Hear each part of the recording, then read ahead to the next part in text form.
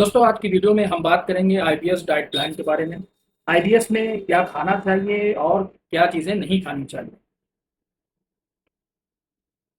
दोस्तों, इस ताल्लुक से अक्सर पेशेंट ही गलतफहमी का शिकार होते हैं कि उन्हें कौन सी चीज़ों से परहेज़ करना चाहिए और किन चीज़ों का इस्तेमाल करना चाहिए। अस्सलाम वालेकुम, मैं हूं डॉक्टर मोहम्मद बिलाल और आप देख रहे हैं फहद यूनानी वेलनेस। फ्रेंड्स, आज मैं आपसे एक सवाल पूछूंगा कि एक पेशेंट रोज़ सुबह दूध पीता है और उसका पेट खराब हो जाता है, जबकि वहीं दूसरा पेशेंट है जो सेम दूध पीता है और उसको किसी तरह की कोई भी प्रॉब्लम नहीं होती है। तो आखिर ऐसा क्यों होता है? एक पेशेंट है, उसको राजमा खाने से गैस और ब्लोटिंग की शिकायत हो जाती है, जबकि दूसरा पेशेंट है वो सेम डिश बिना किसी तकलीफ के, बिना किसी प्रॉब्लम के एंजॉय करता है। तो क्या आईबीएस पेशेंट के लिए कोई एक परफेक्ट डाइट होती है? जी नहीं, आईबीएस पेशेंट के लिए कोई परफेक्ट डाइट नहीं होती। इसी गलतफहमी की वजह से कई लोग इंटरनेट से रैंडम डाइट फॉलो करते हैं और उनकी प्रॉब्लम बढ़ जाती है। आज की वीडियो में हम डिटेल में जानेंगे कि आईबीएस में क्या खाना चाहिए और कौन सी चीज़ें अवॉइड, और कैसे हम अपने अपने ट्रिगर फूड्स को पहचान सकते हैं। दोस्तों, प्रीवियस वीडियोस में हमने बात की थी आईबीएस के डिफरेंट टाइप्स की। आज हम उससे भी ज़्यादा इंपॉर्टेंट टॉपिक पर बात करेंगे, वो है डाइट। क्योंकि देखा गया है कि बहुत से ऐसे पेशेंट हैं आईबीएस के जिन्होंने डाइट मॉडिफिकेशन करके अपने सिम्टम्स में काफ़ी हद तक इम्प्रूवमेंट महसूस की है। तो इस सिलसिले में जो सबसे पहली और सबसे इम्पोर्टेंट बात है वो समझ लीजिए कि आईबीएस में one diet fits for all जैसी कोई चीज़ नहीं। जो फूड मुझे सूट करता है, ये बिल्कुल भी ज़रूरी नहीं है कि वो आपको भी सूट करे, और जो आपके दोस्त को सूट करता है हो सकता है वो आपके सिम्टम्स को ही ट्रिगर कर जाए। इसीलिए इंटरनेट पर लिखा हुआ हर डाइट चार्ट ब्लाइंडली फॉलो नहीं करना चाहिए। और आईबीएस का जो डाइट चार्ट होता है वो इंडिविजुअलाइज्ड होता है, हर पर्सन का अलग होता है। तो अब हम बात करेंगे कि क्या खाना चाहिए, कौन से ऐसे फूड्स हैं जो आईबीएस पेशेंट अच्छे तरीके से टॉलरेट कर लेते हैं। सबसे पहले इसमें आते हैं अनाज। अनाज में आपका चावल हो गए, ओट्स हो गए, दलिया है, पोहा है। ये आमतौर पर उन खानों में शुमार होते हैं जो जनरली लाइट और इजीली डाइजेस्टेबल होते हैं। उसके बाद आते हैं फ्रूट्स यानी कि फल। फलों में सबसे इजीली डाइजेस्ट होने वाले फलों में केला है यानी बनाना, पपाया, कीवी, ऑरेंज। ऑरेंज में आपका कीनू, माल्टा और इस तरह की जो फ्रूट्स हैं, सिट्रस फ्रूट, वो भी शामिल है। ये आमतौर पर अच्छे ऑप्शंस माने जाते हैं। लेकिन अगर किसी फ्रूट से आपके सिम्टम्स ट्रिगर हो रहे हैं तो उसे फोर्सफुली खाने की कतई ज़रूरत नहीं। इसके बाद हम आते हैं वेजिटेबल्स यानी सब्जियों पर।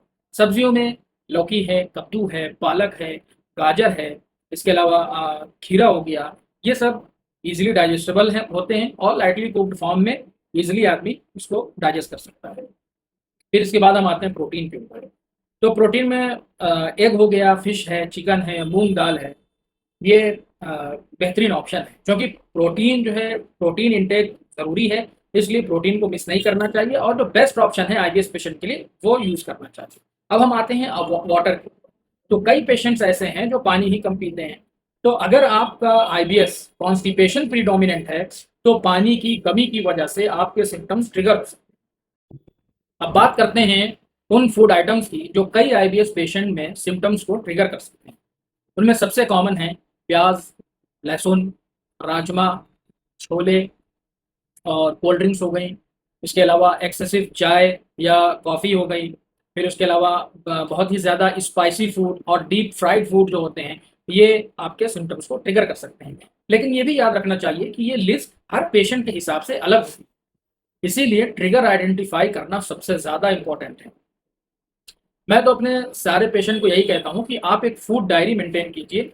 एक सिंपल एक नोटबुक ले लीजिए या अपने मोबाइल में नोट्स का जो ऐप होता है उसको ओपन कीजिए और उसमें डेली आप अपना रूटीन लिखिए कि आज आपने क्या खाया और क्या खाने के बाद आपके सिम्टम्स में कुछ ट्रिगर हुआ या आपके सिम्टम्स ज़्यादा बढ़ गए।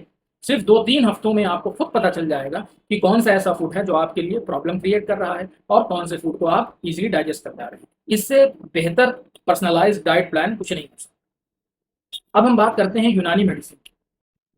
क्योंकि यूनानी मेडिसिन में भी डाइट मॉडिफिकेशन को ट्रीटमेंट का इंपॉर्टेंट पार्ट माना जाता है और हर पेशेंट का मिजाज अलग होता है, इसलिए डाइट भी उसी के मुताबिक सजेस्ट की जाती है।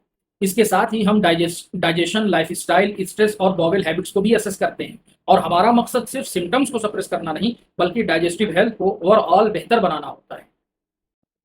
तो आज की वीडियो का जो सबसे बड़ा और इम्पोर्टेंट मैसेज है वो ये है कि आईबीएस में कोई मैजिक डाइट नहीं होती, लेकिन अगर आप अपने ट्रिगर फूड्स को पहचान लें और उसके साथ बैलेंस डाइट फॉलो करें, स्ट्रेस लेवल कम करें और प्रॉपर मेडिकल गाइडेंस लें, तो कई पेशेंट्स में देखा गया है कि उनके सिम्टम्स काफ़ी हद तक इम्प्रूव हुए हैं। तो अगर आपको भी आईबीएस के सिम्टम्स हैं और आपको बार बार उनसे ये दिक्कत होती है और समझ ही नहीं आ रहा है कि आपको क्या खाना है और कौन सी चीज़ों को अवॉइड करना है, तो आपको प्रॉपर इवैल्यूएशन ज़रूर करवाना चाहिए। हमारे यहाँ फरहत यूनानी wellness and child care centre near Imambara girls inter college, मियाँ बाजार, गोरखपुर में तशरीफ़ लाइए। अगर आप दूर हैं, आ नहीं सकते, तो स्क्रीन पर हमारा नंबर शो हो रहा है। आप व्हाट्सएप के ज़रिए ऑनलाइन अपॉइंटमेंट बुक करके हमसे ऑनलाइन कंसल्ट कर सकते हैं। अगर वीडियो पसंद आई हो तो इसको लाइक करें, शेयर करें और फॉलो ज़रूर करें। और कमेंट में ये बताना ना भूलें कि कौन सा फूड खाने के बाद आपके आईबीएस के सिम्टम्स सबसे ज़्यादा ट्रिगर होते हैं और आपको सबसे ज़्यादा दिक्कत देते हैं।